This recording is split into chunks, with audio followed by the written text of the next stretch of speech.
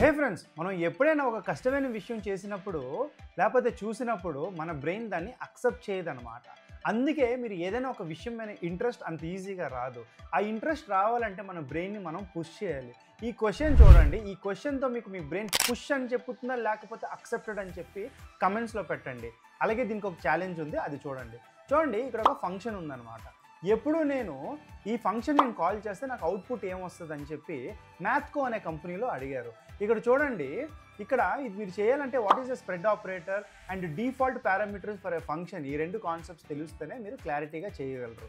ఇప్పుడు చూడండి, మొదటిసారి నేను ఇది కాల్ చేసినప్పుడు ఏమవుతుందంటే ఇక్కడ పారామీటర్ లేదు కాబట్టి ఈ డిఫాల్ట్ పారామీటర్ తీసుకుంటుంది, అంటే వాల్యూ కాపీ తీసుకుంటుంది అనమాట. అంటే దీని ఇంకొక కాపీ తీసుకుంటుంది, డూప్లికేట్ అని చెప్పచ్చు. అప్పుడు ఏమవుతుంది, 10 × 2 20 అవుతుంది. అండ్ ఈ వాల్యూ కూడా మారిపోతుంది అనమాట, 20గా మారిపోతుంది. ఓకే, మెమొరీలో. అందుకే మనకు ఆన్సర్ 20 వస్తుంది. ఈసారి ఏమో రావచ్చు, మళ్ళీ 20 వస్తుంది. ఎందుకంటే మళ్ళీ ఇక్కడ we are taking a copy of number of 10 అనమాట. సో దీని నుంచి ఏమవుతుంది, మనకి 20 వస్తుంది. ఈసారి చూడండి, మనం ఎప్పుడు ఈ పారామీటర్ ఆల్రెడీ పంపిస్తామో అంటే యాక్చువల్ వాల్యూ అంటే 10 అనమాట. సో మనకు ఆన్సరు 20 వస్తుంది. కానీ ఈసారి ఏమవుతుందంటే ఇక్కడ ఆల్రెడీ ప్రీవియస్గా 20 అయింది కాబట్టి ఇక్కడ నెంబర్ అప్డేటెడ్ అయిపోయింది కాబట్టి మనకు ఆన్సరు 40 అని వస్తుంది. అండ్ పేపర్ పెన్ను తీసుకొని ఒకసారి ట్రై చేయండి. అండ్ దీనికి ఆన్సర్ ఏంటో మీరు కామెంట్స్లో పెట్టండి.